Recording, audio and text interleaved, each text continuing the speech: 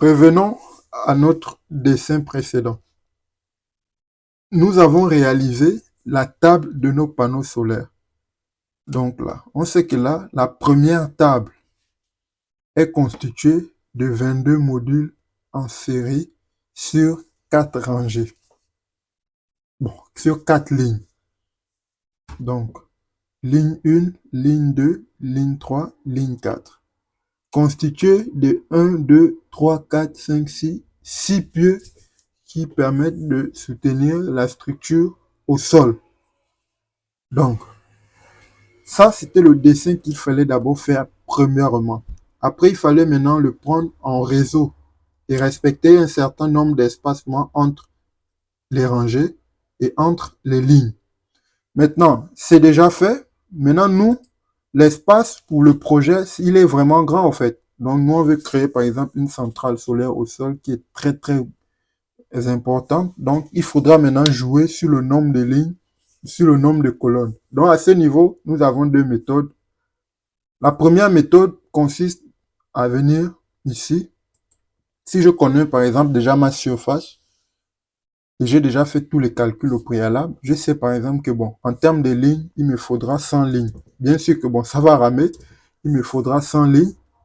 Et en termes de colonnes, voilà, il me faut par exemple 50 colonnes pour toutes les données que j'ai eu à calculer, on va dire, en bureau d'études pour la réalisation de ce projet. Donc, vous voyez que quand on augmente un peu les valeurs comme ça, la machine commence à calculer, ça prend un peu de temps et ça rame un peu. Donc là, il est en train de calculer tous les éléments qu'on lui a demandé. Donc là, c'est déjà fait. Ça va prendre encore un peu de temps. Donc, la méthode que j'utilise, c'est il suffit juste de venir ici, modifier le nombre de lignes. Et tous ces calculs ont été déjà faits en bureau d'études, quoi. Par exemple, si j'avais, par exemple, bon, là, je suis allé juste un projet au pif. Il y a les étapes qui ont été sautées. Donc, si par exemple, j'avais la parcelle, je savais déjà que, bon, là, par rapport à ce projet, il faut, nous avons tel nombre de surfaces en termes de cadastre, en termes de limitation aussi de bordure. Donc, je sais déjà que, bon, là, voilà la surface que je dois paver. Voilà la surface que je dois délimiter. Donc, voilà ce que j'ai à faire. Je viens juste faire. Donc là, vous avez vu que en un petit temps, j'ai eu à paver une grande quantité d'espace, quoi. Donc, c'est ce qui rend un peu le travail facile. Quand vous avez effectué tous vos calculs en bureau d'études, vous savez donc, déjà que, bon, là, nous allons partir sur une table. Voilà, quand je parle un peu de table, je vais un peu aller sur Internet et vous montrer, par exemple, ce dont je parle. Panneau, non, centrale solaire. Et vous aurez les images. Les images. Vous voyez un peu? Voilà une image qui respecte un peu ce que je vais illustrer. Voilà, on va un peu zoomer, même si la qualité sera pas au rendez-vous. Mais bon, c'est pas grave. Vous voyez un peu? Voilà. Là, nous avons exactement ce que moi j'ai fait. Vous voyez les pieds ici, un et 2 sur le côté. Bon, là, il y a beaucoup de pieux. Donc, nous, c'était juste un exemple illustratif, quoi. Pour que ça tienne bien au sol, vous avez un, deux. Et là, vous avez nos panneaux solaires qui sont mis en mode portrait. Donc, vous avez une ligne, deux lignes, trois lignes. Vous voyez un peu? Donc, là, on peut mettre en série tous ces panneaux qui sont sur cette ligne-là, tous ces panneaux qui sont sur cette ligne-là, ainsi de suite, ainsi de suite. Ça dépend du nombre de panneaux que nous avons calculé en bureau d'études dans la conception du projet, quoi. Parce qu'il suffit pas de mettre, on peut mettre par exemple sur une table 42 panneaux alignés, mais c'est pas tous les panneaux qui vont être mis en série. D'après nos calculs, par exemple, on sait que bon, l'onduleur doit être chargé en entrée avec une limite, par exemple, de tension de 1000 volts, par exemple. Donc, on va pas prendre peut-être 44 panneaux, ça va dépasser. Donc, notre ordinateur, notre onduleur, pardon, aura un problème. Donc, voilà une image qui illustre de façon concrète ce que nous sommes en train de faire. Vous voyez que là, il y a une inclinaison. Il y a l'ombrage là aussi, il y a une inclinaison. Or, nous, on travaille en 2D, donc on fait juste une vue représentative du plan. Voilà, en 2D. Et là, vous avez par exemple l'ombrage qui est là. Vous voyez que là, l'ombrage, bon, là, il y a les calculs d'ombrage. On prend la hauteur du soleil, il y a les angles alpha et bêta et tout et tout. Bon, ça, c'est un peu des calculs qui se font aussi à côté. Donc là, on sait par exemple que le maximum de l'ombrage à midi, par exemple, ou à une certaine heure, va atteindre cette distance-là par rapport à ce point de départ. Toutes ces structures-là vont causer un ombrage d'une hauteur ou d'une distance fixe. Et au maximum, elle va atteindre. Donc, nous, l'objectif, c'est que cette prochaine rangée de panneaux solaires ne soit pas dans l'ombrage de cette précédente ou de cette précédente. Donc, on va respecter un espacement qui est respecté pour les différents types de panneaux solaires, quoi. Donc, c'est ça l'espacement que j'ai eu à respecter tout à l'heure qui était de 5 mètres. Maintenant, l'espacement qui est de 1 mètre, c'est voilà, de 2 mètres que j'ai eu à respecter entre les rangées. C'est juste pour pouvoir passer entre les différentes rangées et pouvoir faire passer les câbles aussi au milieu, quoi. Donc, voilà. Vous avez encore d'autres images ici qui illustrent. Voilà, c'est très bien ça. Donc voilà, là, ça illustre exactement ce dont j'ai eu à montrer, quoi. Vous voyez là, il y a un espace qui est vraiment faible. Voilà. Et là, la longueur entre les deux rangées est très élevée. Elle permet à l'ombrage de se limiter là, quoi. Là, l'ombrage est là. Ça, c'est à l'instant où on l'a filmé.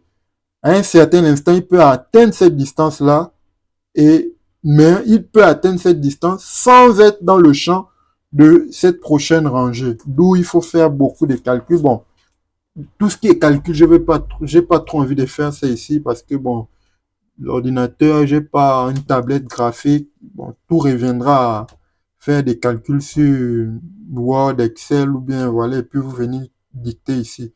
Donc, on va retourner sur AutoCAD. Voilà, on va un peu. Ouais, ça prend le temps pour calculer. Mais bon, voilà. Donc là, vous avez une vue, on va dire en plan de tout le projet. Voilà. Donc, c'est un peu ce dont je voulais vous montrer. Donc, imaginez par exemple que voilà, la surface, quand vous avez dit de pour représenter votre projet. Donc là, on va par exemple changer de calque. On va prendre par exemple un autre calque. On va prendre par exemple très fort de 0,25, 35. On se met dans le calque de 0,35. Et là, on va prendre par exemple quel outil? L'outil rectangle. On prend notre outil rectangle. On va dire par exemple que bon, voilà. Ce que je voulais montrer. Moi, c'est la deuxième méthode normalement. Donc, c'est pas vraiment des méthodes, c'est voilà l'habitude de travailler. Voilà, normalement, si par exemple on part sur une surface, je vais directement paver la surface. Mais si j'ai déjà réalisé par exemple des calculs en bureau d'études, donc je sais déjà combien il me faudra pour paver toute ma surface et pour obtenir par exemple la puissance nécessaire, quoi. Donc voilà un peu les deux, c'est même pas trop de méthodes, hein, c'est juste voilà le mode de réalisation. C'est maintenant à la convenance de chacun. Donc voilà, on va dire on s'arrête là. Bon maintenant on va dire quoi par exemple, si je viens là, voilà, si je viens là par exemple, vous voyez, si je reviens par exemple à combien de lignes? À 4 lignes. Non, le nombre de colonnes, je laisse. Je laisse. Voilà. Il est vers le bas. Vous voyez un peu? Il est vers le bas. Je vois que là, la flèche, elle est orientée vers le haut. Je ne peux pas tirer vers le bas. Je peux pas aussi tirer à gauche. Donc, qu'est-ce que moi je fais? De façon intelligente, je viens seulement ici. Et je viens mettre un moins. Un moins. Premièrement, je mets tout ça en parenthèse. Je reviens là.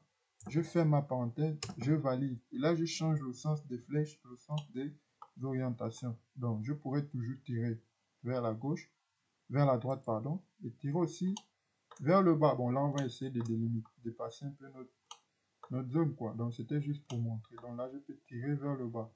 Donc, voilà ce que je voulais vous montrer. Le plus important à faire d'abord, c'est la première table.